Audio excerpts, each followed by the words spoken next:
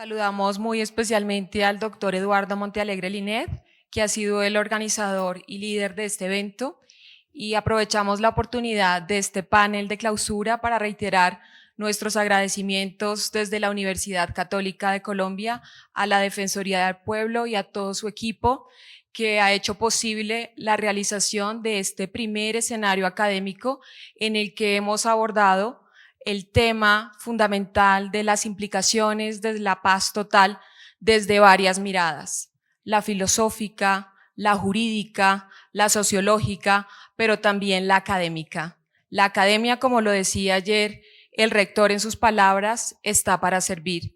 Y este tipo de escenarios quieren contribuir a este interesante e importante debate histórico que vive Colombia y que tiene una importancia a nivel global, porque la paz no solo es un fin supremo de los estados, sino también es un compromiso de las naciones.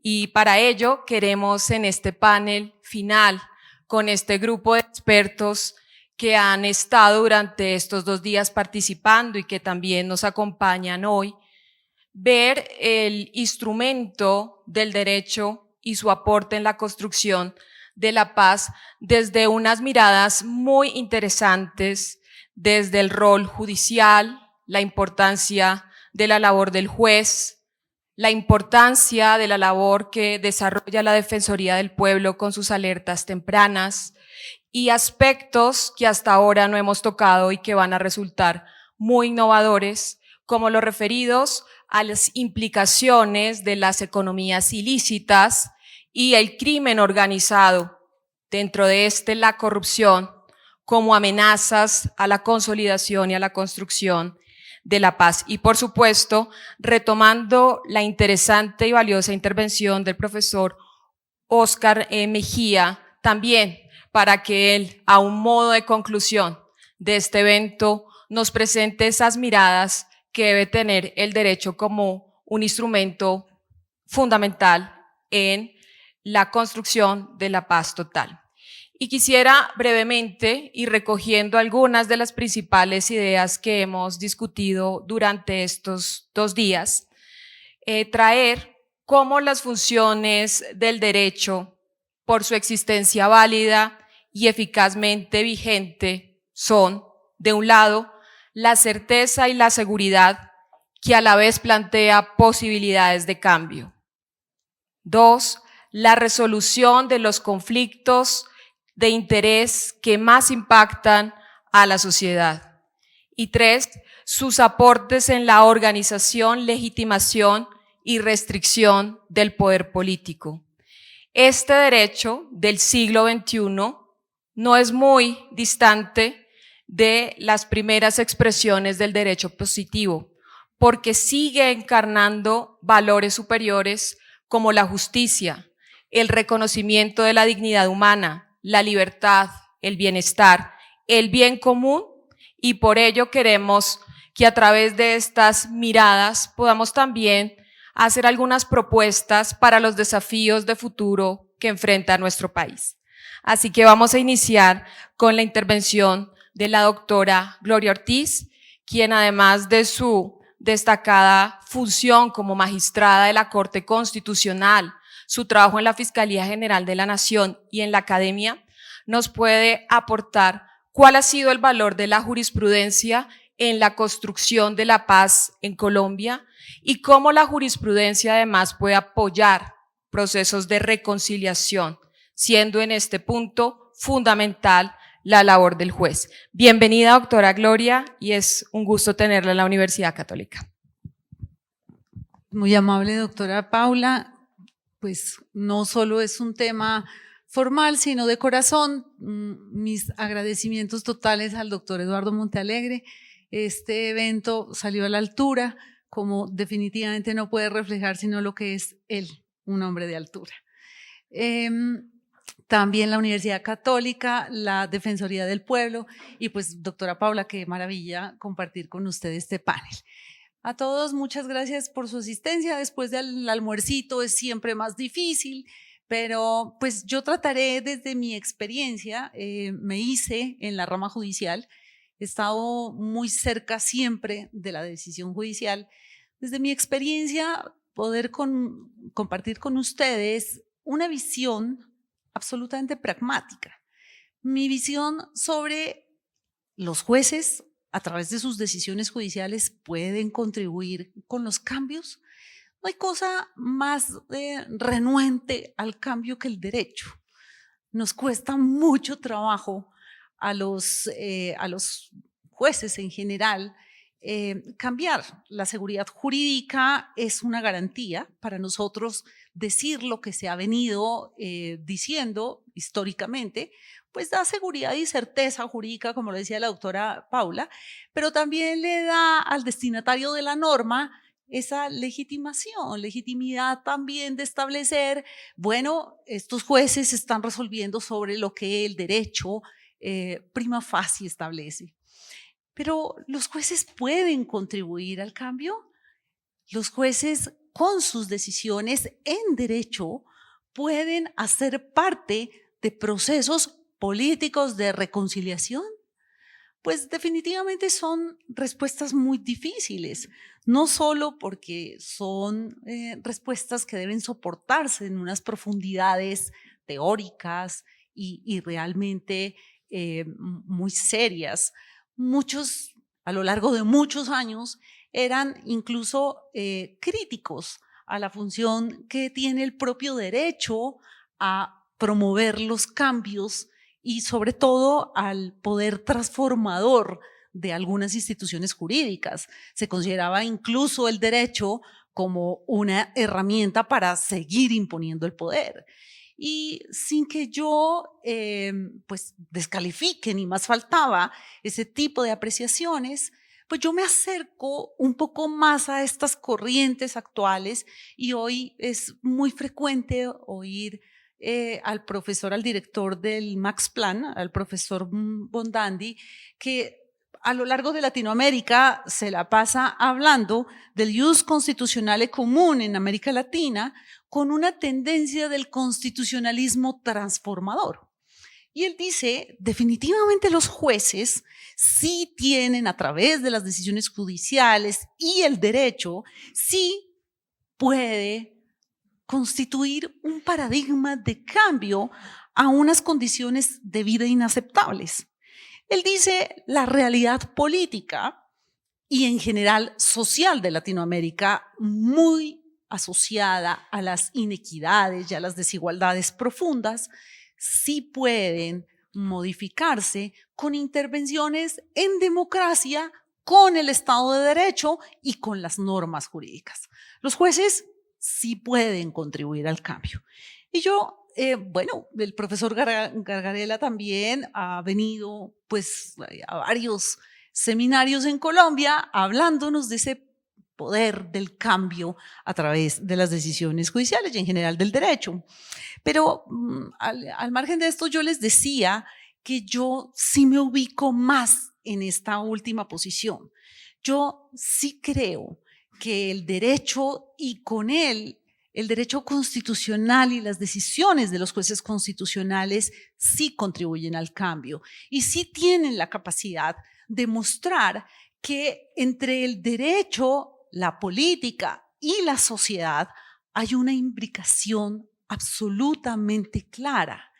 Para mí, pues al margen de teorías tan serias en donde se resuelven los temas con sistemas que no se unen, para mí es indispensable entender que el derecho surge de la decisión política y que responde a las necesidades dinámicas del ser humano. Y el juez administra el derecho, administra lo que en su momento histórico se corresponde con unas necesidades que, claro, hay unas más cambiantes que otras, pero sobre todo que hacen parte de unos mínimos indispensables para la vida en sociedad. Y para mí, un ejemplo evidente de esta nueva posición del juez, en donde contribuye al cambio, sí, debo reconocerlo, es que pues solo con la decisión judicial no se hacen revoluciones, Es obvio, sería demasiado ingenua pensar que la sola decisión judicial produce el cambio, pero sí contribuye indudablemente. El ejemplo claro es la Constitución del 91. Fíjense que, al igual que Europa, la respuesta a un momento de violencia, la respuesta al momento de la crisis y de la crisis democrática, la respuesta fue la norma jurídica. La Constitución del 91, la primera esencia de esta Constitución es definirse como una norma. Y como una norma se impone, obliga, es vinculante y es vinculante a todos los operadores jurídicos. Claro, es una Constitución normativa, pero con unas aspiraciones, por eso pues se han denominado la Constitución del 91 un ejemplo de constitución aspiracional, porque una de sus primeras aspiraciones como consenso y punto de partida de la Constitución del 91 fue la paz. Para eso surgió la Constitución. Pongámonos de acuerdo, vengan, claro, se excluyeron algunos grupos. Lo decía esta mañana el doctor Mejía. Sí, algunas comunidades quedaron excluidas, pero en la conformación de una sociedad tan absolutamente uniforme como fue la nuestra, la inclusión de otros grupos en la Constitución del 91 ya fue un avance. Ya fue un avance hablar con los indígenas, ya fue un avance hablar con las mujeres, ya fue un avance hablar con los que pensaban de manera diferente para lograr la paz. No pudimos enfrentar esta crisis de violencia tan espantosa, sino con un acuerdo de paz. Y eso fue la Constitución del 91. Yo, en esta intervención, quiero mostrarles con algunos ejemplos en un tema específico de procesos de paz en Colombia y de una línea que ustedes van a ver absolutamente constante en la jurisprudencia de la Corte Constitucional, cómo han pasado 30 años y con más de 30 años, muchos magistrados de la Corte Constitucional, pero unívocamente toda una corporación diciéndole sí a los procesos de paz, sí a los procesos en los que con el derecho, con la Constitución, podemos combatir la violencia y con el diálogo podemos construir una sociedad mejor. Y miren, la primera sentencia, yo escogí 9 sentencias que a mí me parecen paradigmáticas, que son pues bastante significativas de cómo también han evolucionado estos procesos de paz, estos procesos de reincorporación al Estado de Derecho de grupos al margen de la ley. Miren la primera, C-214 del 93. Esta sentencia estudió un decreto proferido en estado de conmoción interior. Es un decreto, el 543, y fue expedido para facilitar el diálogo con los grupos guerrilleros, su desmovilización y reinserción a la vida civil.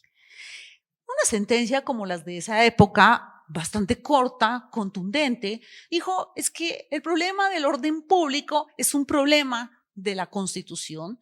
El orden público turbado es una afectación al Estado de Derecho y eso es una tarea que en la Constitución le corresponde al presidente.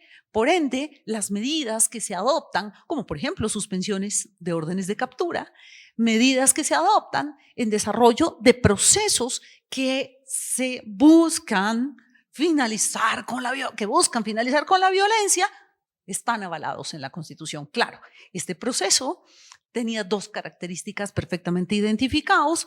Uno, pues el acuerdo es con grupos guerrilleros. 2, estamos hablando exclusivamente de delitos políticos. Y bueno, la tercera, hablamos en una zona identificada.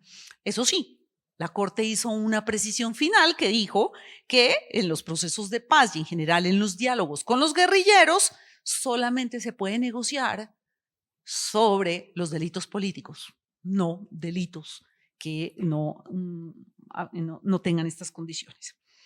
Pues al poco tiempo, ya como legislación permanente, el Congreso de la República expidió la Ley 104 del 93 Y la Corte estudió a través de una demanda de inconstitucionalidad esta ley mediante sentencia C-283 del 95, segunda oportunidad en la que la Corte estudia una norma, en este caso una ley, que tiene por finalidad consagrar instrumentos para la búsqueda de la convivencia, eficacia de la justicia, y se dictan otras disposiciones. Y en esta ley, pues la Corte vuelve a declarar la exequibilidad, entendiendo que los instrumentos del derecho penal, las suspensiones de órdenes de captura, delimitación de zonas del territorio, incluso restricciones para hablar con la prensa, eran instrumentos válidos para alcanzar la paz y la convivencia pacífica en Colombia. Esta sentencia se toma con una gran cantidad de, 4 sentencias más, todas son del 94 y una del 95, que estudian la misma ley, artículos distintos, pero ya empieza la Corte a dejar otro elemento interesante. Miren que la Corte dice, ojo, que la búsqueda de la paz es un compromiso de todas las ramas del poder público. En la primera sentencia le había dado un enfoque específico al deber que tiene el presidente de la República de controlar el orden público y como consecuencia de eso podía intervenir y tomar las medidas que consideraba necesarias para controlar el orden público. Aquí ya dice, el compromiso por la paz es de todas las ramas del poder público. Eso significa que la propia Corte Constitucional tiene un compromiso con la paz, se interpreta correctamente la Constitución. Tercera sentencia que escogí en mi concepto paradigmática en estos procesos de paz y en los procesos, en las reglas para los procesos de paz y la búsqueda de la paz con el derecho, es la sentencia 048 del 2001. El ponente fue el doctor Eduardo Montealegre en la ley 418 del 97. Se discutía si la delimitación de zonas del país y el retiro de la fuerza pública y en general de los militares pues de zonas del país afectaba la soberanía de los estados y si había facultades para negociar suspendiendo órdenes de captura y las medidas que son usuales en los procesos de reincorporación. Y esta sentencia vuelve a avalar estas medidas con la necesidad de buscar la paz, pero da unos elementos bastante interesantes. Le dice, el control constitucional, cuando se trata de medidas y de valoración de la política criminal del Estado, es un control constitucional débil, porque debe someterlo y debe ser deferente a la posibilidad que tienen los órganos políticos de valorar cuáles son las mejores medidas a adoptar cuando se trata de la búsqueda de la paz. Y vuelve a decir una cosa bastante interesante. Dice, la Constitución del 91 establece que todos los ciudadanos y las autoridades deben adelantar las medidas que consideren eficaces, no solo para prevenir, sino para evitar, eliminar los actos de agresión y quebrantamiento de la paz. Fíjense que ya es una responsabilidad en general que deriva del servicio público.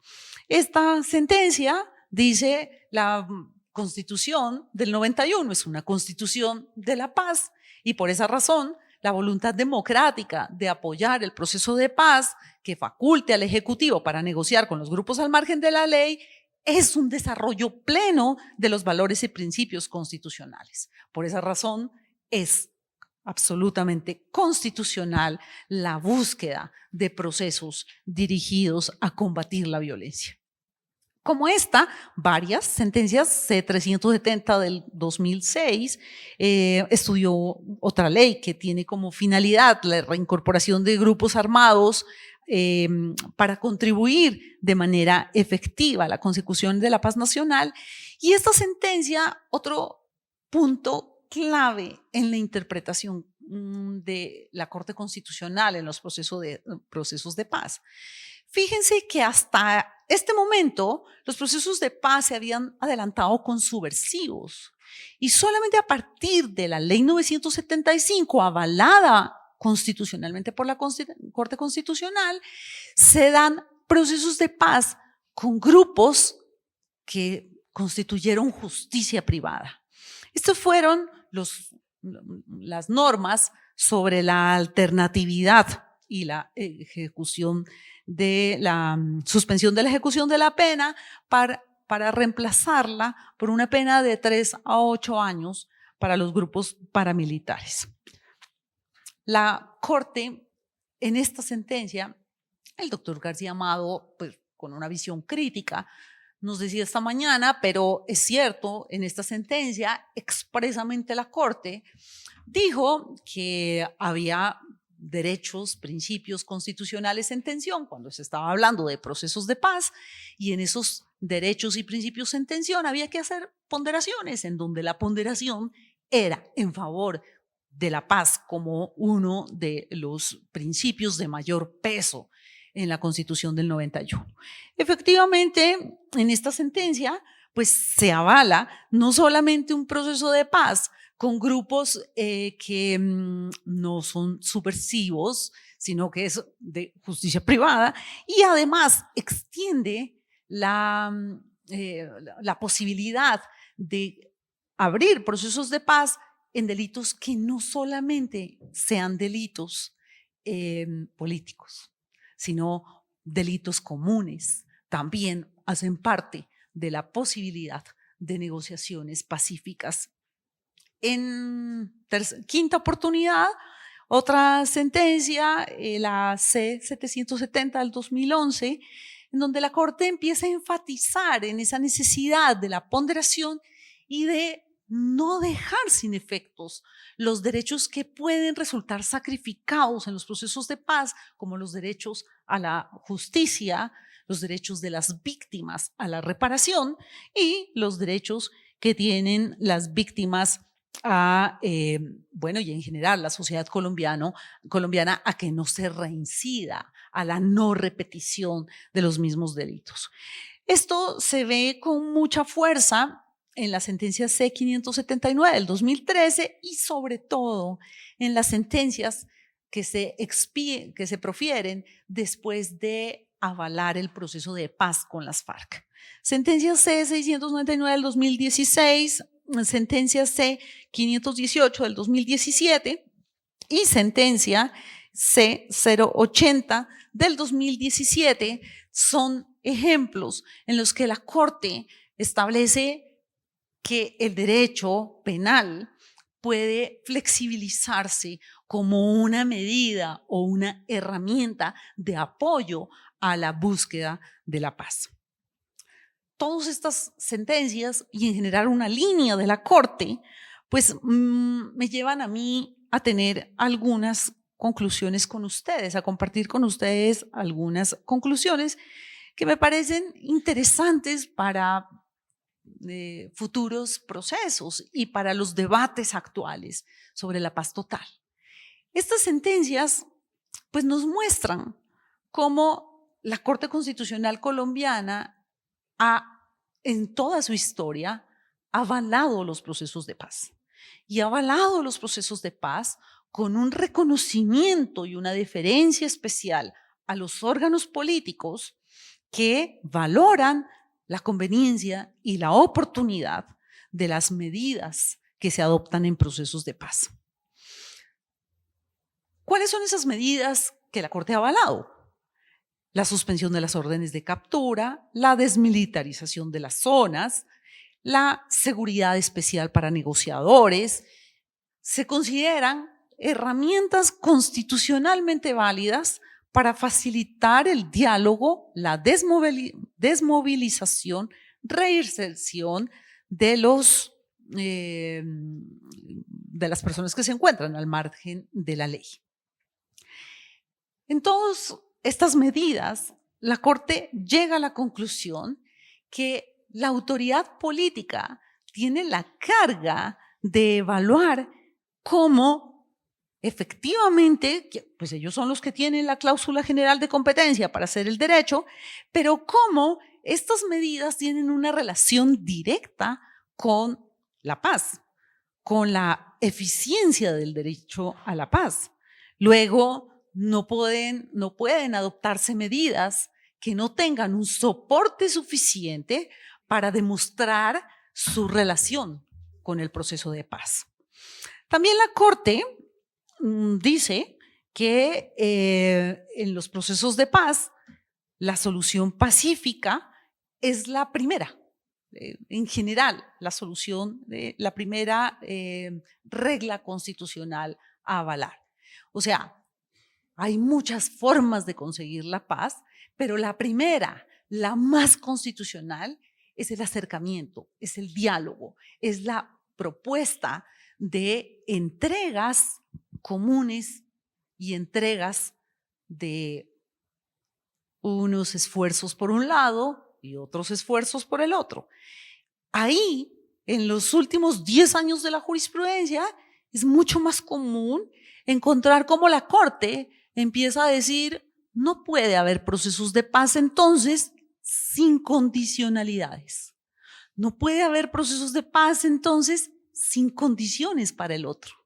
Y dentro de las condiciones para el otro, en donde la Corte dice, esto es una regla infranqueable, no se puede conducir a la paz si no se asegura que haya respeto por los derechos de las víctimas, que haya condiciones de verdad, justicia, reparación y no repetición en el derecho de las víctimas. Luego, un proceso de paz que no asegure el cambio, pues es un proceso de paz que no tendrá un soporte en la legitimidad que la Corte encontró como soporte de su validez. Por esa razón, entonces creo que hay muchos elementos de juicio en la jurisprudencia de la Corte en donde se maximizan los derechos de las víctimas, pero como una manera de atenuar esa responsabilidad que implica el sacrificio de algunos derechos o principios constitucionales. Esto son unas pinceladas rápidos por una jurisprudencia que es inmensamente extensa. Una sola sentencia puede tener 500 páginas y a veces esa es una crítica frecuente que se le hace a la Corte Constitucional, se escribe demasiado largo, pero con la intención de convencer, con la intención de decirle a los demás que pues efectivamente razones jurídicas, políticas, soportan sus decisiones. Esto simplemente para finalizar, y no sé si me pasé un poco de tiempo o estoy bien, pero para decirles a ustedes que son procesos en construcción, que la jurisprudencia de la Corte no ha cerrado las puertas a las intenciones siempre dirigidas a obtener la reconciliación. La democracia está en el diálogo y el diálogo está para todos en un país que pensamos distinto y en un país en donde debemos caber todos. Muchas gracias.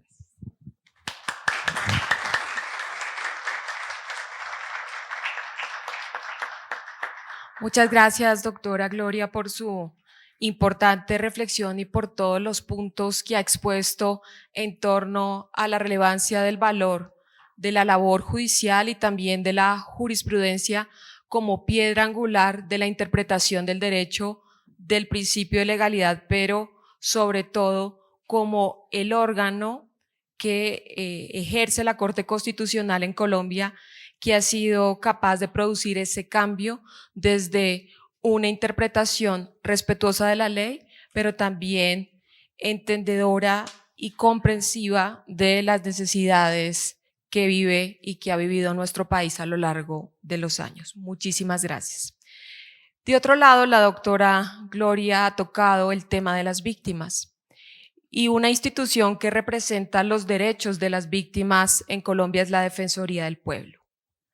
Aquí hemos escuchado posiciones extraordinariamente exquisitas en punto a la función del derecho y de la filosofía, pero nos gustaría en este escenario final, conocer desde la perspectiva y la experiencia de la Defensoría colombiana, particularmente en los territorios de este país que son tan disímiles, y esa actividad que ustedes en la Defensoría han realizado a través de las alertas tempranas, ¿cómo ven el rol de las víctimas frente a la renuncia de la acción penal del Estado en los crímenes internacionales, pero particularmente el rol de las víctimas del pasado, del presente y de las potenciales víctimas del futuro que un proceso de paz pudiese evitar? Doctor Andrés Fajardo, vicedefensor del pueblo. Muchas gracias, doctora Paula. Un saludo muy particularmente grato con la doctora Gloria, quien estimo personalmente muchísimo, y por supuesto a quienes hacen parte del panel, al doctor Eduardo Montealegre, mis respetos por este magnífico seminario del cual nos ha invitado a ser parte. La Corte Constitucional, como bien lo decía la doctora Gloria, ha explicado con absoluta claridad que la cuestión de la renuncia condicionada a la persecución penal se justifica por la ponderación que hay, por un lado, del deber de investigar, juzgar y condenar a los responsables de graves crímenes, incluidos graves crímenes internacionales, y por el otro, del deber constitucional de resguardar los derechos, especialmente de prevenir las violaciones de derechos humanos a través de la búsqueda de una paz durable, estable y duradera, como lo dijo la Corte Constitucional, por ejemplo, en la sentencia C-008 del 2017, reiterando lo dicho en sentencias como la 573 o la 579 del año 2013, que a su vez traían también estándares que habían sido recogidos en la sentencia 370 del 2006 en el caso del control constitucional de la 975. Luego, saber si se puede o no se puede, constitucional, legal, políticamente hablando, renunciar a la persecución penal es una cuestión de equilibrios. Y a un lado de la balanza está el interés de juzgar y condenar, al otro lado de la balanza está el interés de evitar vulneraciones a los derechos humanos. Y aquí yo creo que vale la pena revisar lo que ha pasado desde el 2016 hasta ahora. Entre el 2016 y el 2021 se redujo notablemente, miren ustedes estas cifras, la cifra de homicidio, por ejemplo, que se registraba en 81.190 casos en el año 2002, en el año del 2019 fue de 697, es decir, una reducción absolutamente notable. El promedio anual de víctimas del conflicto pasó de 430.000 personas entre 2003 y 2008 a menos de 100.000 personas en promedio entre 2016 y 2021. Es decir, menos del 25% de las víctimas se logró llegar. Los indicadores de desaparición forzada, ejecuciones sumarias, falsos positivos, secuestro y tortura disminuyeron, oiga bien esta cifra, en 95%. El número de desplazados promedio por año entre 2017 y 2021 era de 100.000 personas, pasó a ser de 100.000 personas frente a 500.000 desplazados por año en promedio en la primera década del siglo XXI. La quinta parte, el 20%. Una disminución absolutamente notable, resultado de la desmovilización que se había logrado con el acuerdo final en el año 2016. Sin embargo, y esto es a donde nosotros queremos llegar, el 65% de los acuerdos de paz logrados en el mundo, según el Instituto Kroc y según el Instituto de Barcelona, empiezan a perder eficacia cuando 5 años después no se han logrado restablecer las relaciones con las víctimas a través de un proceso de reparación eficaz y adecuado y a través de procesos de justicia transicional que logren la verdad de forma eficiente. Y eso es algo que a nosotros nos preocupa, porque estamos justamente en ello. El año 2022 fue el año en que históricamente hubo, desde el 2016 hasta ahora, el mayor número de víctimas. Hablo de líderes asesinados. 218 víctimas, el número más alto de los últimos 6 años. Desafortunadamente, en lo que tiene que ver con el desplazamiento forzado, el número también aumentó. Tenemos un incremento, perdónenme un segundo que se me desaparecieron así, aquí estamos. Durante el primer semestre del 2021 se duplicó el número de eventos relacionados con el número de personas afectadas en un 256%. Se presentaron 102 eventos de desplazamiento masivo, es decir, 44.290 personas. Hemos duplicado el número de víctimas de desplazamiento. Se ha más que duplicado el número de hechos de confinamiento. Y esto porque lo que ha sucedido es que al proceso de paz no se le acompañó de un cumplimiento riguroso de las apuestas que implicaba, no solo en cuanto a la protección y reparación de las víctimas, sino en la recuperación del territorio por parte del Estado. Y lo que hoy vemos es que hay una reconfiguración del conflicto armado, que es lo que nos dicen las alertas tempranas de la Defensoría del Pueblo. Allí donde antes teníamos grupos armados organizados con un mando responsable, jerárquicamente organizado y visible, hoy tenemos pequeños grupos que están luchando por la hegemonía territorial. Y esas luchas por la hegemonía territorial, que además se están dando también entre dos residuales, como lo llaman algunos, de los grupos que antes constituían las FARC, es decir, las disidencias de la Nueva Marquetalia o la Nueva Marquetalia y las disidencias de lo que eran los bloques de Iván Mordisco y alias Gentil Duarte. Esa confrontación no solamente está generando hechos violentos armados, sino fenómenos, especialmente en lo que tiene que ver con los frentes liderados por Iván Mordiscos, de un reclutamiento de niños y niñas disparado, mayor incluso del que había en la primera y segunda década del año del nuevo siglo. Por lo tanto, entonces, las victimizaciones siguen. Y lo que vimos, por ejemplo, hace tan solo un año, cuando en Arauca, a menos de haber pasado 2 meses, ya contábamos más de 200 muertos, civiles asesinados por los enfrentamientos entre el ELN y las disidencias de las FARC, dan cuenta de que las luchas por la hegemonía territorial volvieron al territorio. Hace poco visitábamos, hace tan solo 3 meses, visitábamos el Medio San Juan en el Chocó, y estábamos viendo cómo las comunidades absolutamente atemorizadas clamaban por presencia del Ejército Nacional, porque las luchas entre el Clan del Golfo, o alias AGC, como se autodenominan en ese territorio, y el ELN estaban dando lugar a desplazamientos forzados, pero también a un sinnúmero de homicidios. Y con mucho dolor tuvimos que ver que en Negría los campesinos pedían la presencia estatal, y 2 semanas después nos enteramos que esa zona fue depredada por el ELN y las AGC y terminaron asesinando a los líderes sociales con quienes nos habíamos entrevistado. Es una realidad absolutamente cruel la que hoy está viviendo el país. Y la está viviendo porque un proceso de paz no cesa con la firma de un acuerdo. El proceso de paz empieza con la firma del acuerdo. La paz no se logra únicamente con los grupos armados, se logra fundamentalmente con las víctimas y con la presencia activa del territorio, no solamente para mantener el cese de hostilidades, sino para trabajar las causas profundas que generan la violencia, que dicho sea de paso, en Colombia son profundas, realmente profundas y muy difíciles de erradicar. Porque van más allá de la sola pertenencia a los grupos armados, de los solos intereses del narcotráfico, la minería ilegal, están más allá de todo eso y tienen que ver con causas estructurales que entre otras van por la falta de infraestructura, la falta de presencia estatal, pero por supuesto también la falta de oportunidades de muchas y muchos colombianos.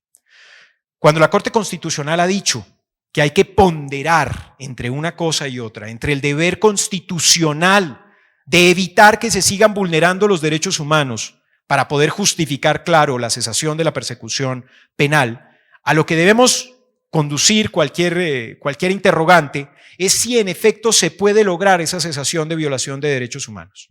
Si basta, por ejemplo, como se ha dicho, con el cese al fuego, o si eso tiene que ir mucho más allá y se debe hablar, como ahora sí se está empezando a decir, de cese de hostilidades. Porque el cese al fuego puede significar, digamos, disminuir los enfrentamientos bélicos. Pero ¿y dónde quedan las extorsiones que vemos todos los días? ¿Dónde quedan la involucración y el reclutamiento, uso y utilización de niños y niñas a través de distintos actos que ponen en riesgo a esta población. Cuando nosotros oíamos hace poco que en Yarumal un grupo armado organizado fue a una escuela a darle regalos y a pegarles símbolos de las FARC, digámoslo de una vez de frente, a los maletines de los niños, eso realmente los pone en altísimo riesgo porque es una zona en conflicto, donde la hegemonía territorial no se ha logrado por uno y por otro, y donde el símbolo de las FARC los convierte posiblemente en objetivo militar del enemigo de las FARC.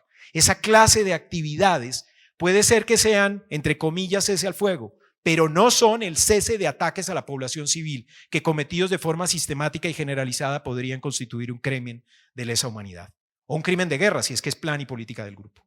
Ahí hay situaciones que hay que analizarse profundamente. En la época del doctor Montealegre se logró entender la importancia del contexto a la hora de analizar la importancia de seleccionar y priorizar a los máximos responsables, pero también a las conductas que habría que investigar, juzgar y condenar. Y se priorizó la verdad, como lo ha seguido haciendo la Corte Constitucional y la justicia transicional, por encima de cualquier otra cosa.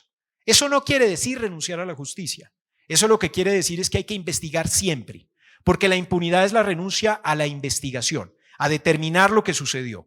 La forma de castigar es distinta, la forma, digamos, de lograr justicia es distinta, pero lo que quieren saber las víctimas, como decía el libro de Angélica Redberg por allá en la época en la que discutíamos la desmovilización de los paramilitares, es saber lo que pasó, saber dónde están sus familiares, conocer la verdad y luego de la verdad entonces sí, tener medios de reparación simbólica o de cualquier otra manera que logren reconstruir el tejido social para buscar una verdadera paz.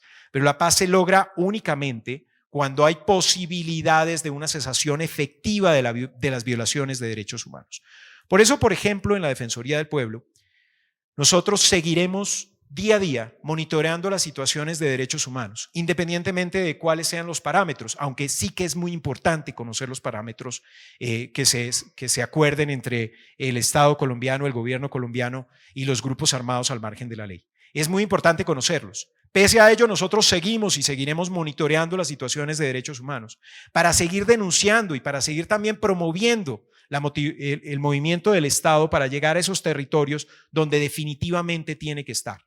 Porque cuando querramos construir una verdadera paz, una paz completa, una paz integral, además de preguntarnos sobre las situaciones reales que motivan esa violencia que desafortunadamente, y hay que decirlo, hecha la Constitución del 91, habiendo demostrado que era ilegítimo la utilización de las armas para cualquier tipo de reclamación política, la violencia se vino incrementando en la última década del siglo XXI y en la primera década del siglo XXI, la última década del siglo XX, la primera década del siglo XXI, por algo que sí ha sido el motor de la violencia fundamental y son las economías ilegales.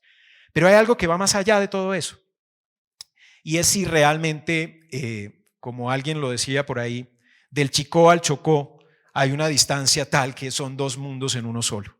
A veces le decimos al defensor del pueblo que él no es el defensor del pueblo, sino el defensor de los pueblos, porque en Colombia somos pueblos tan distantes y tan disímiles y hay realidades tan completamente diferentes que nos toca recorrer realmente el país y entenderlo realmente para buscar una verdadera paz. No está solamente en el cese al fuego, no, por supuesto que no, ni siquiera en el cese de hostilidades. La construcción de la paz necesita que cada uno de nosotros y de nosotras entendamos que esas dificultades y esas diferencias que hemos creado a través de la historia, esa discriminación histórica y estructural que tienen muchos de los pueblos en Colombia, son el verdadero origen de cualquier conflictividad. Muchas gracias.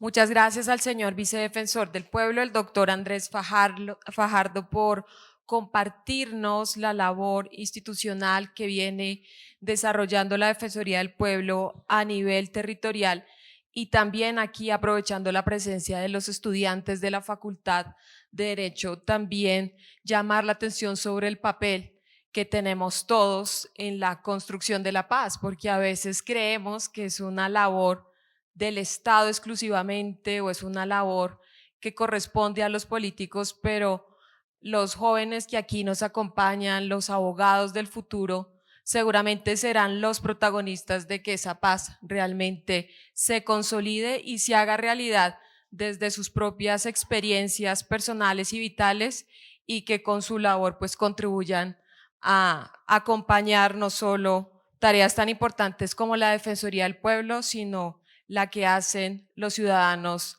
desde su rol individual. Muchísimas gracias por esas reflexiones. Y el señor vicedefensor apuntaba a una cuestión muy interesante, y es el tema de las economías ilícitas. Si esas economías ilegales pueden considerarse la gasolina que mueve el carro de la guerra. Si hablar de crimen organizado, corrupción y violencias tiene un sustrato principal en el dinero que hay detrás de estos fenómenos. Y aprovechando la presencia de la doctora Ana Linda Solano, que ha sido directora nacional de la oficina creada por el doctor Eduardo Montealegre Linet, relacionada con la persecución de las finanzas ilícitas, que nos cuente un poco esa experiencia, no solo profesional en la Fiscalía, sino también en la academia como consultora, sobre cuál cree usted que es el rol de estas economías y cuáles deben ser las acciones del Estado para combatirlas. Muchas gracias. Bueno, buenas tardes. Agradezco, doctor Montealegre, Paula, por la invitación. Estoy muy contenta de estar acá en la universidad y especialmente contenta de estar al lado de dos mujeres y dos penalistas extraordinarias. Me hace muy orgullosa de estar acá. Y bueno, de dos doctores también muy importantes, profesor Mejía, no sé si se acuerda, usted fue profesor mío en los Andes, entonces muy contenta de estar acá también con usted. Esta jornada de hoy nos propone superación de la violencia a través del derecho. Y como decía la doctora Ramírez, pues lo hemos visto desde distintas perspectivas filosóficas del derecho, multidisciplinar.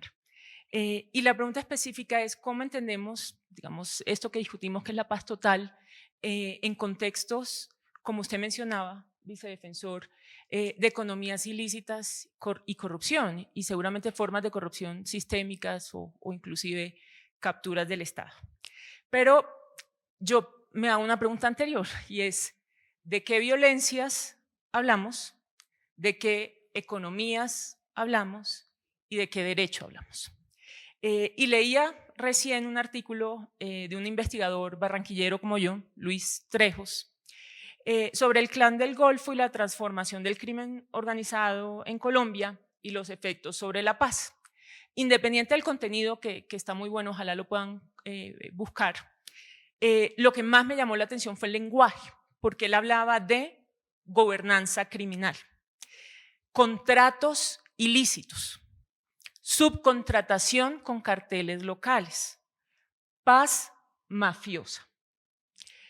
Leía a una investigadora americana que hablaba hizo una investigación sobre el contexto, digamos, de los jueces en Argentina, mencionaba defección estratégica o lawfare, que es básicamente la guerra política y cómo los jueces en Argentina a través de los años, al pasar a hacer la transición, han sido, digamos, parte importante de esa guerra política y cómo se ha dado una guerra en el sistema judicial entre los grupos políticos.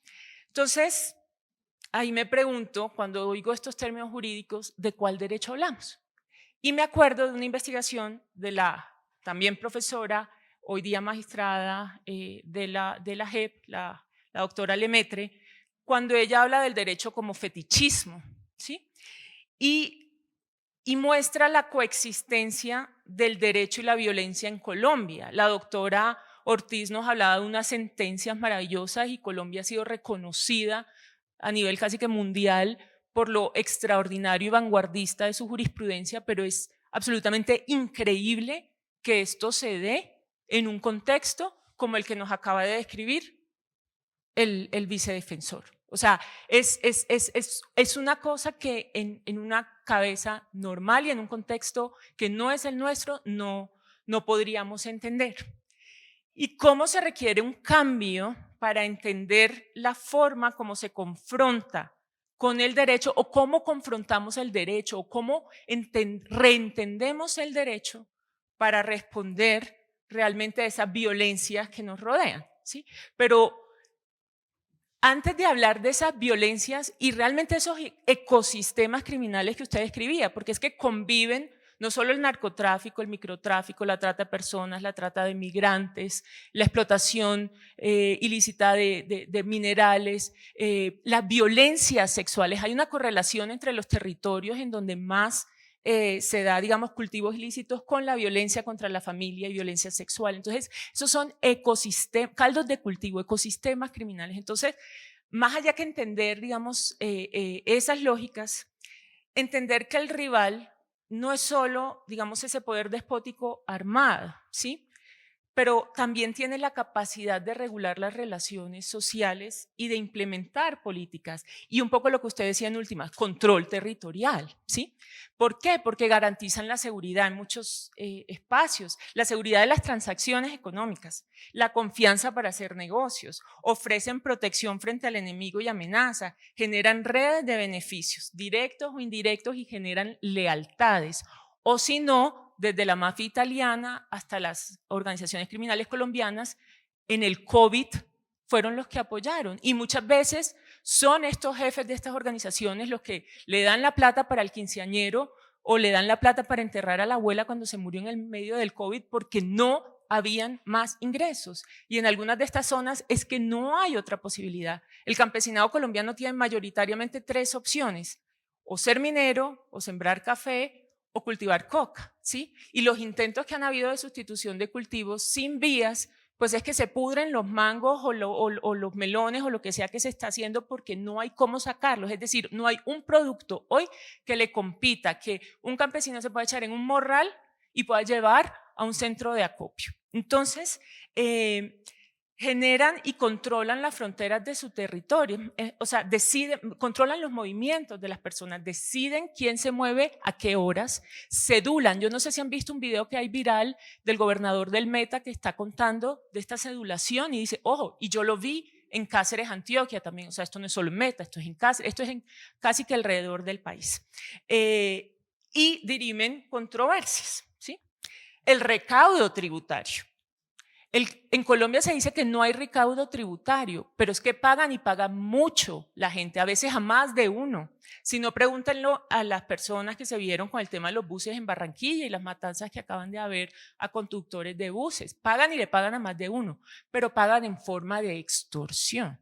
Entonces, si uno quiere tener una sensibilidad de lo que está pasando, midamos la extorsión. ¿Por qué no nos atrevemos? No tenemos formas, digamos, cómo en este momento medir de manera confiable algo tan sensible y tan radiográfico de lo que ocurre en nuestros territorios como es la extorsión. Entonces, es iluso, creo yo, un poco para nosotros los abogados pensar que existe solo un derecho o una forma de gobierno cuando tal vez coexisten formas de gobierno, cogobiernos, instituciones, formas de poder diversas y por qué no pensar inclusive derechos aplicables.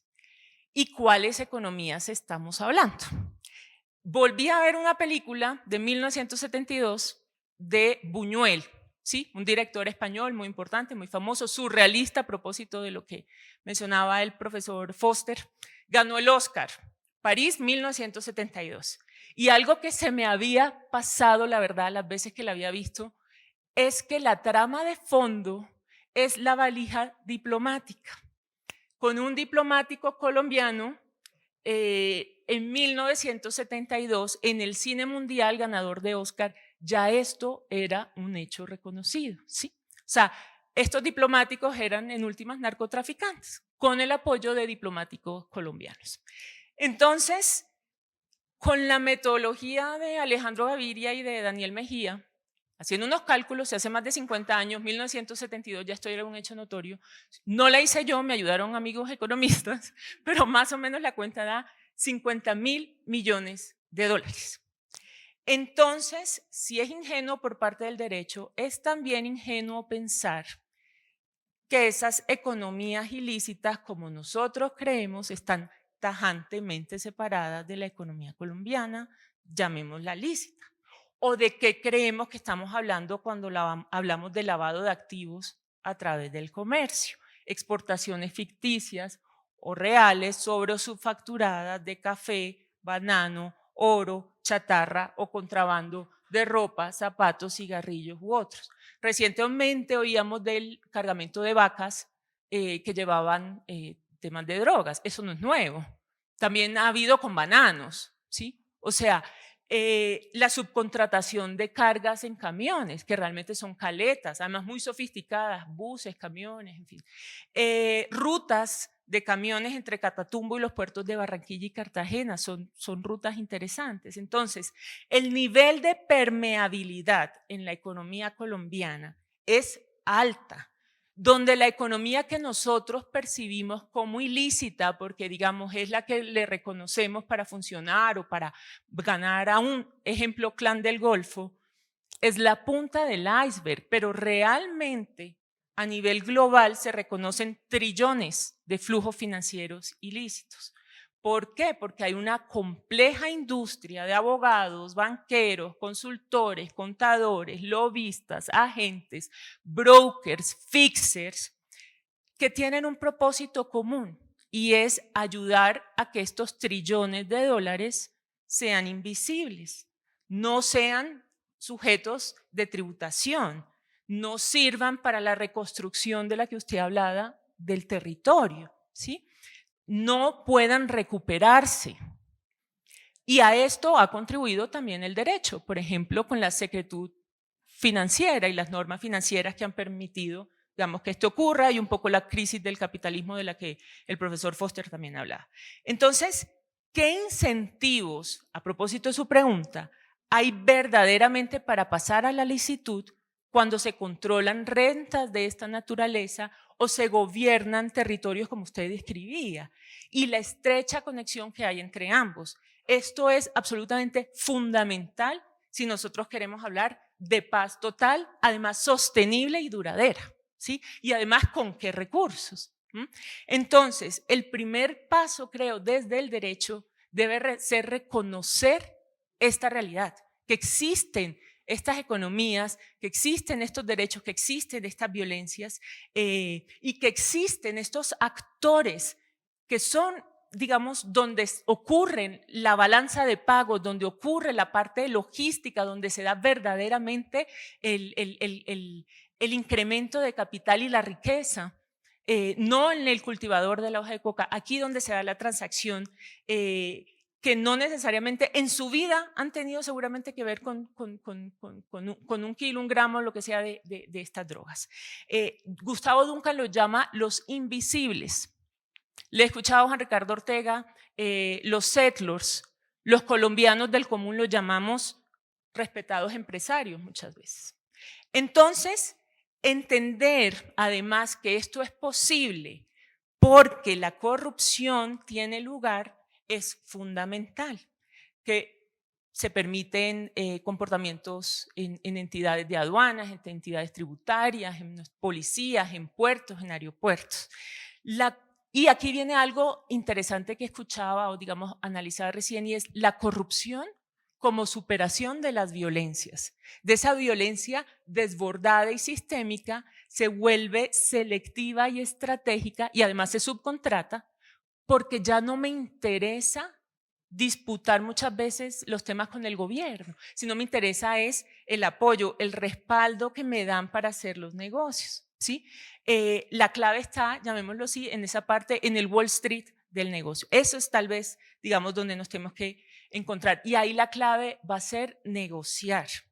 Y negociar no solo sobre estos dineros que son posiblemente la fuente. Si hablamos de 50.000 millones, un porcentaje de eso perfectamente cuantifiquemos cuánto vale la reconstrucción del territorio. Emilio Archila hacía unos cálculos, 3.5 millones de dólares costaba simplemente en los 120 municipios PEDET más importantes o con cultivos ilícitos, la parte de sustitución, contratación de vías, acceso a mercado y nuevos productos. 3.5. Sumémosle los otros componentes de los que estamos hablando. Ahí está. En Estados Unidos, la crisis de los opioides, que ustedes saben que tiene entre 500.000 y 1 millón de muertos. Se hace la trazabilidad y los responsables son una familia muy respetuosa de farmacéuticas que se llaman los Sackler. Los Sackler se hace toda la trazabilidad, ellos son los que se encargaron de sacar el Oxycontin y sacar todas estas drogas opioides que hoy tienen pues, la crisis que conocemos en los Estados Unidos. Estados Unidos hizo una negociación con esta familia, 6 millones más o menos de dólares, la negociación, el acuerdo, para reconstruir, digamos, estos temas que en última son problemas de salud pública, más que de criminalidad. Otoniel negoció con los Estados Unidos en su proceso 216 millones de dólares. ¿Qué no haríamos con eso para la reconstrucción, pues acá, el país? Entonces, el dinero debe funcionar para que la sustitución sea exitosa, para la educación, para la creación de las vías y todo eso. Entonces, la paz, para ser total, duradera, sostenible, tiene que reconocer esta coexistencia de estos mundos aparentemente separados, pero que no están separados. Estos derechos están ahí, estas economías están más mezcladas de lo que creemos, son una realidad.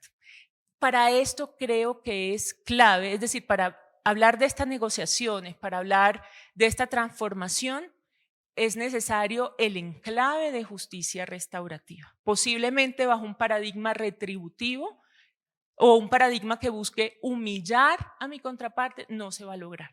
Va a tocar en una lógica construir algo nuevo, no sé qué tanto, digamos, hasta dónde el diseño actual existe, pero para que sea sostenible tiene que, en lógica restaurativa, desarrollar algo que no hemos todavía pensado que dé cuenta de esas economías ilícitas. Pero ojo, que el deterioro de las instituciones del Estado es el verdadero reto.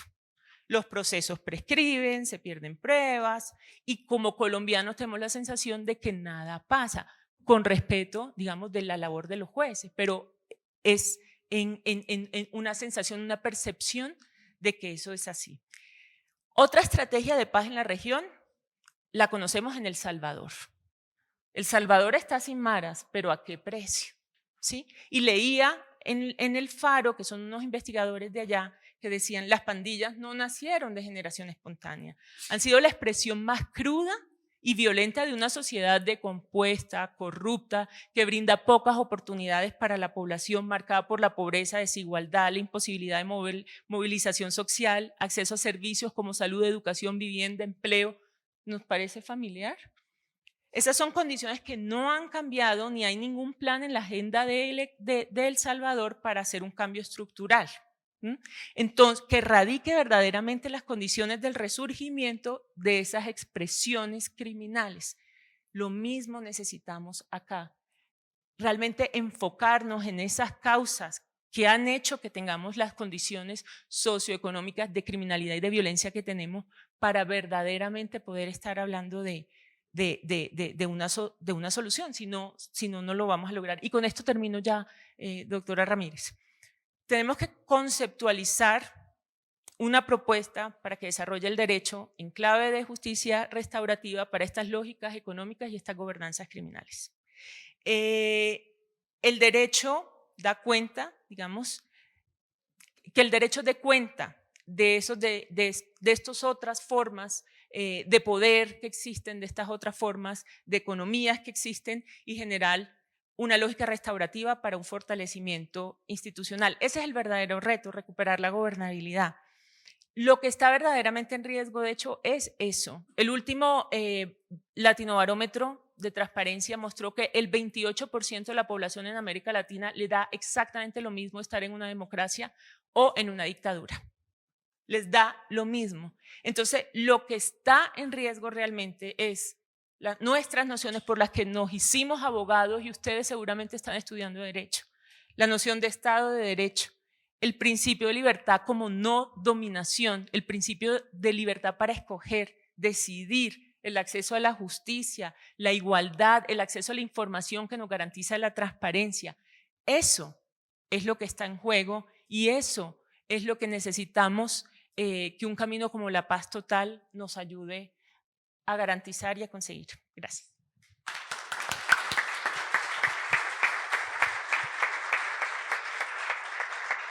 Muchas gracias, doctora Ana Linda, por presentarnos una panorámica clave al momento de estudiar el fenómeno del crimen organizado como un factor determinante del conflicto armado que ha vivido Colombia en más de 5 décadas, pero también a darnos una mirada alentadora desde la innovación, el empoderamiento institucional y sobre todo desde la buena gobernanza. Yo creo que estos 3 pilares que usted ha expuesto deben estar presentes en estas discusiones de futuro y de presente, y creemos que la academia puede contribuir a ello. Muchas gracias. Y hemos reservado para el final de este seminario internacional, profesor Omar, su intervención, porque hemos escuchado 3 muy ricas posiciones de juristas. Nos acompañan jóvenes abogados y queremos que usted, con su intervención de clausura, nos responda la pregunta, no vamos a decir del millón, vamos a llamarla la super pregunta de este segundo día.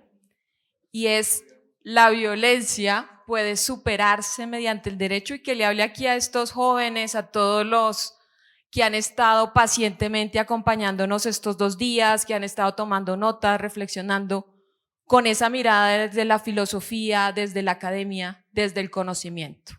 Gracias. Bueno, muchas gracias primero que todo al doctor Montealegre por esta invitación y por supuesto a la Universidad Católica, que es una universidad que admiro y que en algún momento fui también su par acreditador y acompañé el proceso de cualificación. Hoy veía cómo muchas de las sugerencias que hicimos hace yo no sé cuánto, casi 20 años, se han cumplido. La primera, tener un campus, están logrando un campus y realmente me sentía muy complacido. De modo que para mí es muy grato estar acá. Y con ustedes, por supuesto, en esta mesa redonda, sí me acordaba, se veía familiar, con la doctora Gloria y con el vicedefensor. Yo últimamente estaba empezando mis cursos de pregrado, maestría y doctorado en Derecho, porque yo no dicto en filosofía, sino en Derecho. Con una reflexión que se hizo muy aguda en el 2018, precisamente para conmemorar los 50 años de la Facultad de Derecho de la Universidad de los Andes. Y ahí nos reunimos de todas las facultades del país, porque todas fueron invitadas. Y en una de las mesas de los seminarios, digamos, que se organizaron, la reflexión giró en torno, digamos, a la percepción del abogado en Colombia. Eso ya lo había hecho alguna vez, liderado por el externado, creo que Carlos Medellín, ¿sí? Y también hubo en ese momento pues un gran impacto. Pero aquí otra vez a mí me sorprendió mucho ver, en palabras de decanos, directores de programa, profesores de derecho, la enorme resistencia que hay contra el derecho en Colombia, que a veces uno la nota particularmente incluso en la Universidad Nacional. La Facultad de Derecho es de las facultades odiadas de la universidad. La Universidad del Valle hasta este año aceptó crear la Facultad de Derecho. Siempre se había sistemáticamente echado, digamos, opuesto a que se creara una Facultad de Derecho. Y eso da cuenta, digamos, de un sentimiento que tendría que profundizarse hacia el derecho, que tiene que ser seriamente considerado. Y me acordaba precisamente a partir de ahí, después leyendo un texto de mi maestro Guillermo Hoyos, que recogía un pensamiento de Manuel Reyes Mate, un académico español todavía vivo que se ha acercado a la memoria, a la justicia anamnética, ¿sí? A la justicia de la memoria histórica, precisamente alrededor del Holocausto y todo esto, que decía en un momento dado: hay que sacar al derecho del infierno, hay que sacar al derecho del infierno. A mí ese pensamiento de Reyes Mate me impactó muchísimo. Yo me pensé, pero ¿por qué Reyes Mate está diciendo esto? Además no está en Colombia, está en España. ¿Sí? ¿Sí? Y escarbando, fui precisamente a Benjamin. Ustedes tuvieron ayer una conferencia sobre Benjamin. Y es que en efecto, Walter Benjamin, que es como de la escuela de Frankfurt sin ser directamente pues académico, porque él nunca perteneció como profesor a ella, pero decía esto: por equivocación, porque se le ha confundido con el reino de la justicia, el orden del derecho, ojo con esto, simple supervivencia del estado demoníaco de la existencia humana, se ha conservado más allá del tiempo que inauguró la victoria sobre los demonios. Entonces Benjamin identifica derecho con lo demoníaco. Entonces, eso imagínense, bueno, y acá en una universidad católica suena a blasfemia. Pero yo me puse a investigar, sigo investigando porque realmente es muy complejo, pero esto viene por esta razón. Benjamin, todos ellos son judíos y profundizan particularmente Benjamin en la cábala judía, que es básicamente el estudio del Antiguo Testamento para los cristianos. Y la lucha de Lucifer contra Yahvé es, excúsenme, no me vayan a crucificar, exactamente, es una lucha legítima. La rebelión de Lucifer es legítima y lo es desde el derecho natural, porque el derecho natural consustancialmente reconoce la desobediencia a la ley, la desobediencia al derecho. Entonces, Lucifer no se rebela porque sí, Lucifer tuvo sus razones y seguramente la cábala las intenta profundizar, pero para que Yahvé triunfara, tampoco su triunfo podía solamente ser por los arcángeles armados, el arcángel Gabriel creo que es el gran líder, ¿sí? San Miguel, ¿sí? Pero no solo es por las armas, no, es por invocar un orden cósmico legal, digamos, un orden legal cósmico, ¿sí? Y entonces ahí el derecho queda confundido con lo demoníaco. Y entonces por eso toda esa consideración de la escuela de Frankfurt, de esos primeros, que no son filósofos, ellos realmente son sociólogos, ¿sí? Ellos escriben dentro de la sociología de la reflexión, marca un carácter profundamente negativo frente al derecho. Y básicamente lo que está diciendo es que derecho y violencia van de la mano y que el derecho es violencia, ¿sí? Y entonces, por supuesto, casi que se respondería negativamente la pregunta final de hoy. Por supuesto, la escuela de Frankfurt, ustedes saben que es una escuela del marxismo heterodoxo, del marxismo crítico, no es, y poco a poco se va levantando contra el marxismo estalinista, que se vuelve el marxismo oficial. Y ese marxismo oficial, obviamente, recogía también elementos muy sugestivos desde Hegel. En la fenomenología del espíritu, Hegel hace también un diagnóstico iconoclasta sobre el derecho. Dice, en el primer momento, el espíritu objetivo, que es el momento de la eticidad, el espíritu verdadero, dice él, la identidad verdadera es la del derecho natural. La sociedad se debería regir por derecho natural. Y el derecho positivo lo va a ver Hegel como una herida en el espíritu de la humanidad, en el ser de la humanidad. El derecho positivo es ajeno a la humanidad, es ajeno a su dinámica, digamos, espontánea. Termina simplemente Hegel reconociendo la necesidad de que el derecho sea asumido como algo fatídico, así lo dice, fatídico, ¿sí? El derecho es un fatum que tenemos que asumir, que es un poco la línea de la profesora Julieta Lemaitre, ¿sí? Tiene que ser asumido fatídicamente. Y esa línea, además la consagra cuando ve que la Revolución Francesa no supera el desgarramiento, no logra la reconciliación entre sociedad y libertad, y la salida que termina dándose históricamente es la moralidad kantiana, que es el fundamento del derecho racional contemporáneo. Porque la moral kantiana es la que funda precisamente ese derecho racional, esa igualdad y esa libertad formal ante la ley. Pero lo que está diciendo Hegel es, claro, es una igualdad y una libertad formal, pero no superó el conflicto político. Y entonces deja de alguna manera, deja en suspenso la posibilidad de solución, que solo la va a encontrar casi 20 años después en su filosofía, en su Rechtsphilosophy, en su filosofía del derecho, cuando va a poner en manos del Estado la posibilidad de reconciliación efectiva y del derecho estatal, así lo va a decir, no del derecho contractual, sino del derecho estatal.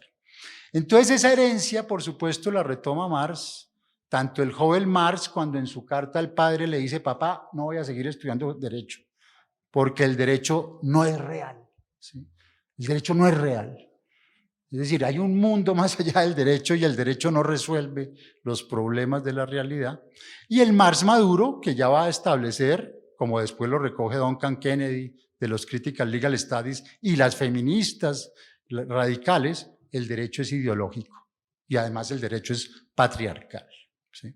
Entonces, esa herencia, fíjense, por un lado una percepción social supremamente negativa sobre el derecho en el contexto nuestro, pero también una herencia, incluso que podríamos decir académica acá, ¿sí? Por la incidencia sobre todo, pues digamos, de muchas de estas concepciones en las mismas universidades, que hace que sea muy complejo que la sociedad vea el derecho como un instrumento efectivamente para superar la violencia. Y por eso, pues la ley es para los de Ruana, que prácticamente es una regla de reconocimiento frente a la Constitución como norma de normas, ¿sí? Y la otra muy propia de nuestra idiosincrasia: echa la ley, echa la trampa, ¿sí? La cultura del atajo de la que hablaba Antanas Mockus. Si uno se queda ahí, por supuesto, miércoles, no tiene como mayor alternativa, ¿no? Y claro, entre abogados, pues uno termina convalidando las opiniones en favor del derecho. Hay que empezar a mirar las percepciones del derecho fuera de acá, ¿sí? Y hay que empezar a trabajarlas, que es lo más importante, incluso a trabajarlas en las universidades, porque a veces el desconocimiento sobre lo que es el derecho es absoluto. Fíjense nomás que la Universidad Nacional no ha cumplido un precepto constitucional que comenzó cumpliendo la Universidad de los Andes, que enseñar Constitución, y crearon la materia Constitución y Democracia. La Universidad Nacional y la Universidad Pública en Colombia no lo hace, no lo hace. Entonces ustedes pasan, como les digo a los estudiantes de Derecho, pasen a la otra facultad y pregunten qué opinan de ustedes, ¿sí? Y no se sorprendan de lo que les digan, ¿sí? Y esa es la resistencia que hay. Pero yo no quiero, por supuesto, quedarme ahí, ¿no? Quisiera más bien transitar a toda esta tendencia que se da y que termina en un exponente de la segunda generación de la Escuela de Frankfurt, que es Habermas. Porque Habermas también retoma eso que les decía esta mañana, que era el contexto del que había surgido Rawls. La pregunta de Nuremberg: ¿qué es la justicia? Y si la justicia podía identificarse con la ley, ¿sí? Y efectivamente, en Nuremberg, cuando los criminales dicen somos inocentes porque actuamos legalmente, pues eso para la conciencia jurídica fue desgarrador, ¿sí?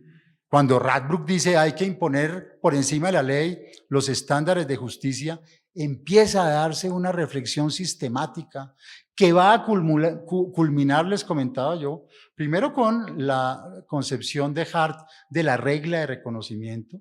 Y ojo, porque la regla de reconocimiento no es solo para los abogados. La regla de reconocimiento tiene, señores estudiantes, dos condiciones: el punto de vista interno del abogado, pero la principal es el punto de vista externo de la ciudadanía.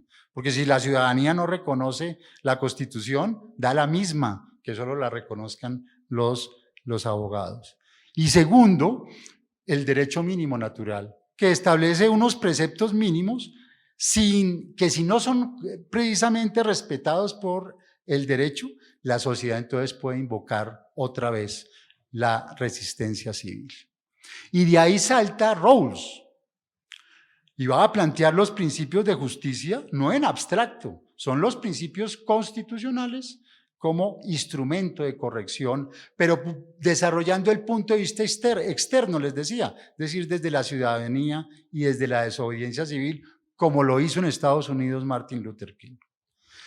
Y viene el salto entonces ya dentro del derecho, y ese lo da Dworkin primero, pero después enseguida lo da Robert Alexy.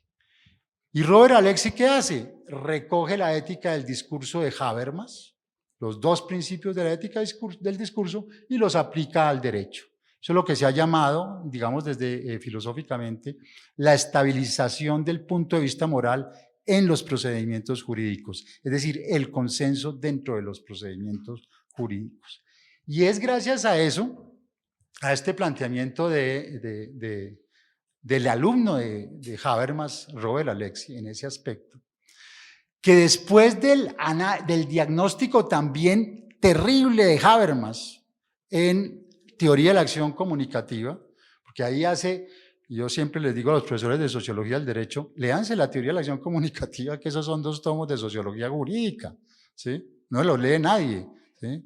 Y son 2 tomos de sociología jurídica para mostrar que el derecho no puede articular intersubjetivamente a la sociedad. El derecho es vinculante objetivamente, pero la pregunta de Habermas es, ¿pero puede ser también vinculante intersubjetivamente? Porque una sociedad se monta sobre 2 supuestos. Primero, la articulación objetiva del derecho, pero segundo, la articulación intersubjetiva entre nosotros. Y entonces el diagnóstico de Habermas va a concluir que el derecho ha creado una patología en la sociedad contemporánea, y es que ha desarticulado la identificación intersubjetiva entre nosotros. Entonces la sociedad cojea, porque no hay identificación intersubjetiva. Y ahí es donde plantea su famosa ética del discurso. Y eso es la que retoma Robert Alexy. Y a partir de ahí le dice a Habermas maestro, así con mucho respeto, si usted quiere seguir su teoría de la acción comunicativa, lo tiene que hacer como una teoría del derecho. Y ese es el origen de la teoría del derecho de Habermas. Y empieza a escribir facticidad y validez. Y facticidad y validez, que es una teoría del derecho, es una teoría del derecho, no es filosofía del derecho. Incluso Habermas a cada rato dice, yo sé que ustedes son abogados y me van a decir que esto es filosofía del derecho.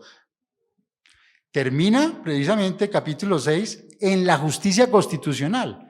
Capítulo 6, se lo recomiendo, doctora, si no lo ha leído es excepcional. Crítica de la metodología de trabajo del Tribunal Constitucional Alemán, que podría ser crítica de la metodología de trabajo de la Corte Constitucional Colombiana, ponderación y caso concreto. Y entonces, lo interesante de la teoría de la teoría del derecho de Habermas, y ahí sí está la clave precisamente del derecho en función de superar la violencia, es que el derecho, utiliza Habermas la figura de la doble cara de Jano. El derecho tiene que mirar hacia la coordinación de sistemas altamente complejos. Eso es lo que ustedes han aprendido, eso es lo que hace el derecho. Sistema laboral, sistema administrativo, sistema procesal, sistema comercial, todos los sistemas altamente complejos son regulados por el derecho. Pero el derecho tiene que mirar hacia el otro lado, que es la integración social. El derecho tiene que mirar precisamente no solamente hacia la validez, sino hacia la legitimidad. Y la legitimidad, por supuesto, es política, ¿sí?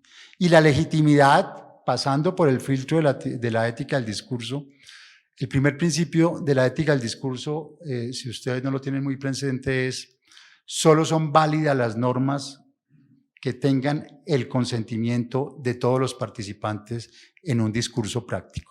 Es decir, que toda norma donde todos los afectados no hayan estado involucrados, es una norma susceptible ¿de qué? con roles de desobediencia civil. Por tanto, el derecho tiene que garantizar coordinación de sistemas altamente complejos, pero también garantizar la integración social. Y eso supone que, por supuesto, el derecho no mire solamente a los sistemas altamente complejos. Lástima que acá no podamos presentar, digamos, el esquema, se llama modelo sociológico de política deliberativa de doble vía, donde básicamente lo que está diciendo Habermas, y se lo está diciendo a los magistrados constitucionales, le dice, mire, si quiere que haya justicia constitucional, ¿qué es el nivel más alto de justicia? ¿Sí? ¿Qué es el nivel de corrección efectiva de una sociedad en un momento dado? Los magistrados tienen que oír la periferia externa, es decir, la periferia hegeliana, dice él, la sociedad civil hegeliana. Señor vicedefensor, la sociedad civil es kantiana y hegeliana. La kantiana son los sistemas sociales, los gremios, ¿sí?, los grandes poderes económicos. La hegeliana son los que no tenemos voz. La hegeliana son los sin voz. La hegeliana son las periferias que nunca han podido manifestarse. Si usted quiere tomar decisiones justas, y ahí hace una distinción muy interesante, ¿sí?, replanteando la distinción ya que había hecho Radbruch, entre decisiones buenas para algunos y decisiones justas para todos. La decisión judicial y el derecho se juega hoy precisamente en esa disyuntiva. Decisiones buenas para algunos, cuando solo oye la periferia interna, cuando solo oye a quienes pertenecen a esa sociedad civil kantiana, a la sociedad del poder, a la sociedad de los actores estratégicos. Pero si se quiere justicia constitucional plena, si se quiere efectivamente paz, si se quiere superar la violencia, el derecho tiene que escuchar a los que no tienen voz. El derecho tiene que escuchar a la sociedad civil hegeliana. Bueno, muchas gracias.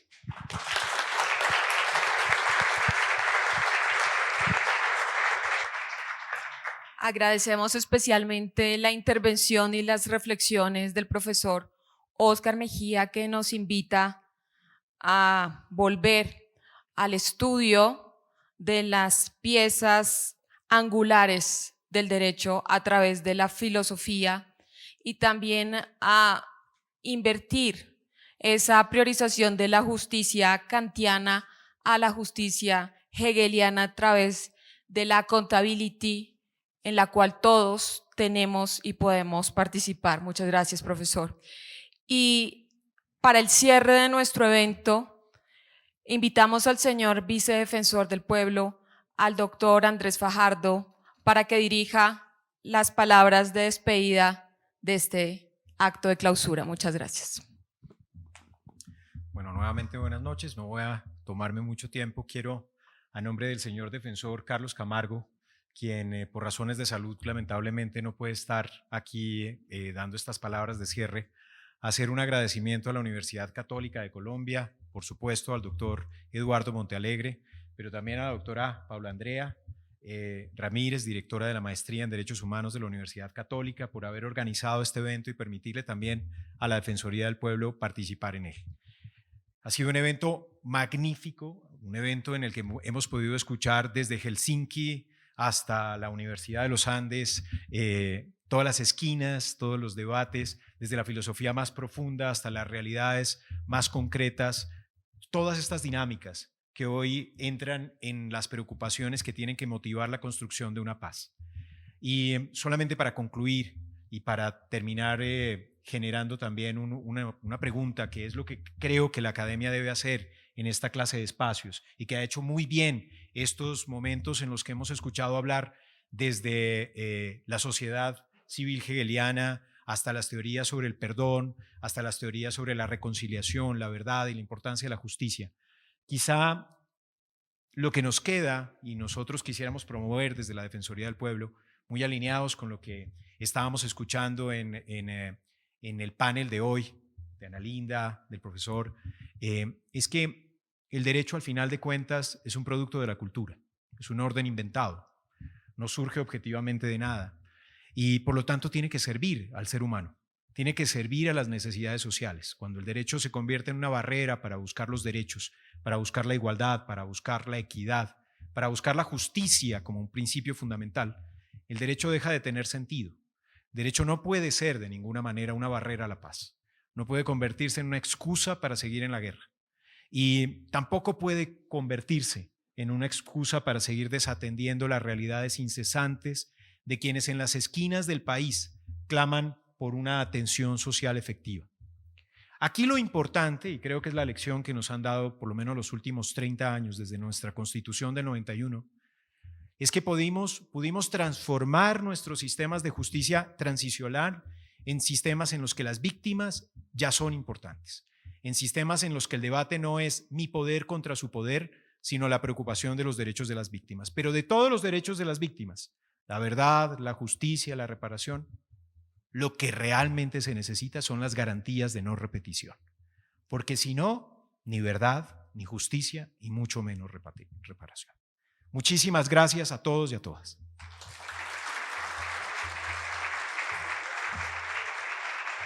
Muchas gracias, señor vicedefensor.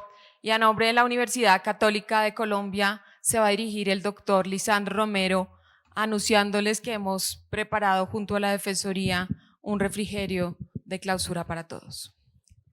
Bien. La Universidad Católica de Colombia, al comienzo, cuando empezamos este evento, les explicaba que centra todo su trabajo académico en la persona, ¿no?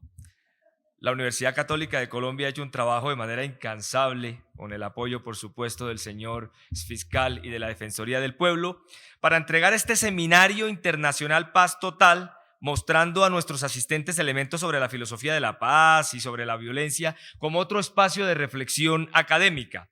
Pero la Universidad Católica de Colombia no solamente quiso mostrarles a ustedes expertos en la temática, sino un análisis y un debate sobre el valor de la paz, en el sentido que era propiciar este espacio para la búsqueda de soluciones a los problemas de nuestro país, que no solo es paz, estimados, sino que también es guerra y cuestión social. Quiero terminar con esta frase antes de cederles entonces a que vayan a su refrigerio, ¿no? Los hombres construimos muchos muros, pero pocos puentes. La Universidad Católica de Colombia ha estado muy contenta de la presencia de ustedes porque lleva consigo una frase que dice que les gusta que siempre asistan para que se vayan con esa visión y nuevas ideas y vuelvan a esta casa de estudio. Muchas gracias por acompañarnos a este evento.